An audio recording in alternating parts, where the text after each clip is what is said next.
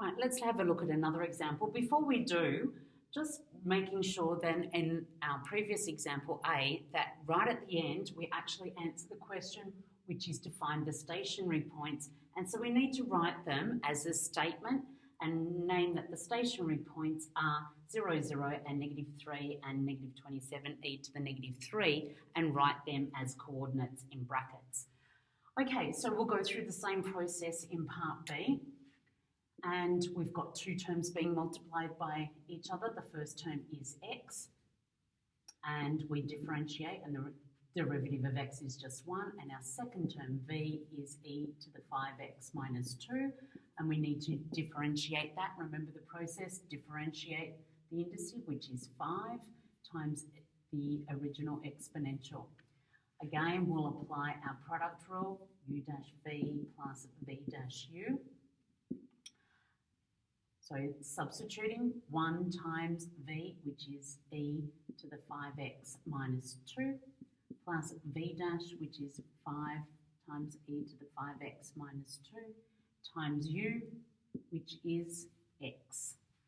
Let's, as we did previously, we'll factorise, because then it makes it easier when we're solving it equal to 0 if we've got it in our factored form. So let's take out e to the 5x minus 2. And what do we multiply this by to get the first term? 1 plus, what are we going to multiply all of this by to get this term here? And that will be 5x. Now, solve y dash equal to 0. So in other words, e to the 5x minus 2 times 1 plus 5x is equal to 0.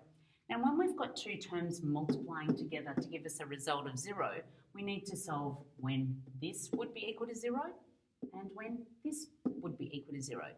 But hopefully we know from our previous work on exponential functions, if we graph an exponential, let's think about it.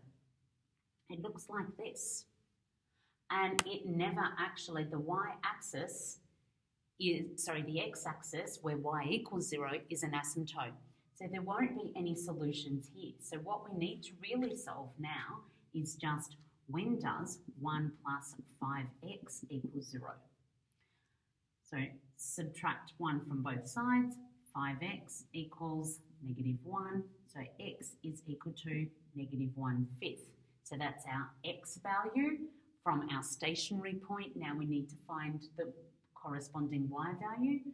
So when x equals -1/5, y is going to give us -1/5 times e. We're going to go 5 times -1/5 minus 2.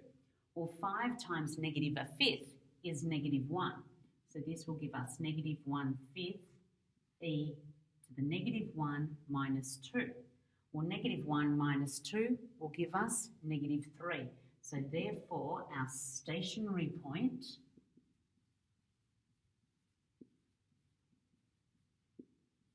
is at -1/5 and -1/5 e to the -3. Thank you.